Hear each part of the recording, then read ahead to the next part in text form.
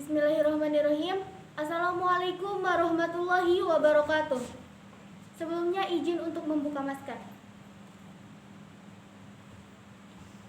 Dewan juri yang terhormat, tim kontra yang saya hormati, dan tim pro yang saya hormati, di sini saya sebagai pembicara pertama dari tim oposisi ingin menyampaikan argumentasi saya tentang mosi debat kali ini, yaitu pejabat pemerintah dilarang menggunakan pengaruh media sosial dalam mensosialisasikan kebijakannya.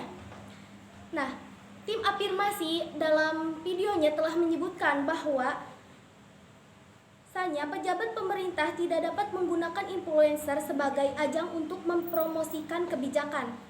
Tetapi menurut pendapat saya justru pejabat pemerintah lebih baik menggunakan influencer sebagai alat untuk mensosialisasikan suatu kebijakan, dikarenakan seperti yang disebutkan bahwa influencer itu memiliki pengaruh yang sangat kuat di kalangan masyarakat.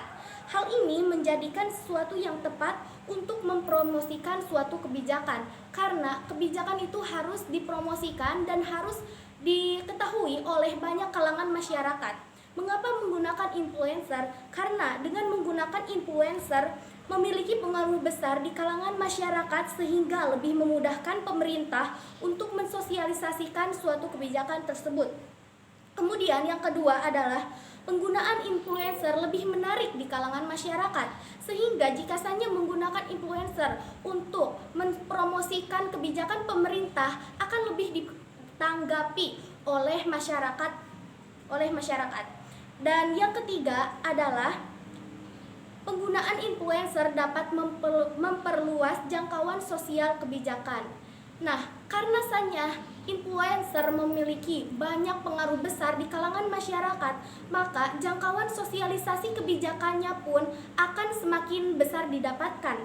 Kemudian juga dikuatkan oleh Undang-Undang Nomor 14 Tahun 2008 yang mengatur tentang keterbukaan informasi. Nah, dengan adanya Undang-Undang Nomor 14 Tahun 2008 yang mengatur tentang kebijakan informasi tersebut menjelaskan bahwasannya informasi tentang kebijakan harus disosialisasikan kepada masyarakat luas.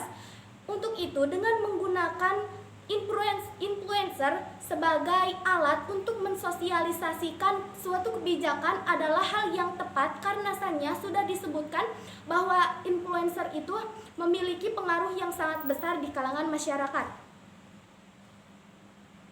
Nah, untuk itulah saya kuatkan bahwasannya pejabat pemerintah dilarang menggunakan pengaruh media sosial dalam mensosialisasikan kebijakannya itu tidaklah tepat, karena pejabat pemerintah juga berhak untuk menggunakan pengaruh media sosial dalam mensosialisasikan kebijakannya, karena seperti yang kita ketahui, kebijakan pemerintah itu harus diketahui oleh masyarakat banyak dan harus memiliki jangkauan yang sangat luas dalam sosialisasi kebijakannya.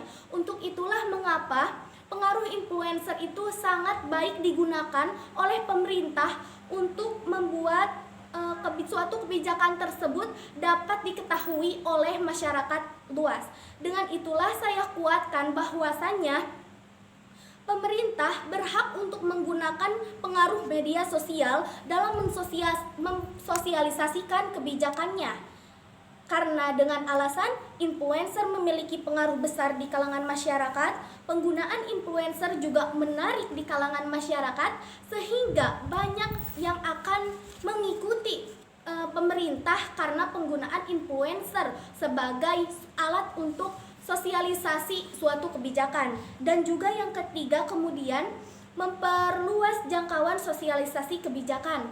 Nah, penggunaan influencer ini sangat akan dapat menjangkau sosialisasi kebijakan yang telah pemerintah tetapkan agar masyarakat mengetahui apa saja kebijakan yang pemerintah lakukan, seperti contohnya vaksinisasi ataupun yang lainnya, sehingga masyarakat tersebut akan lebih mengikuti karena ada pengaruh besar yaitu dari influencer tersebut.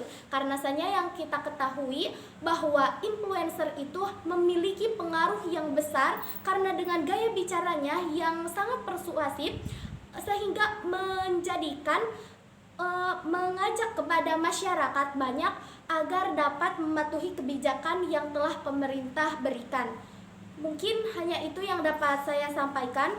Mohon maaf bila ada kesalahan. Wabillahi taufik wal hidayah. Wassalamualaikum warahmatullahi wabarakatuh.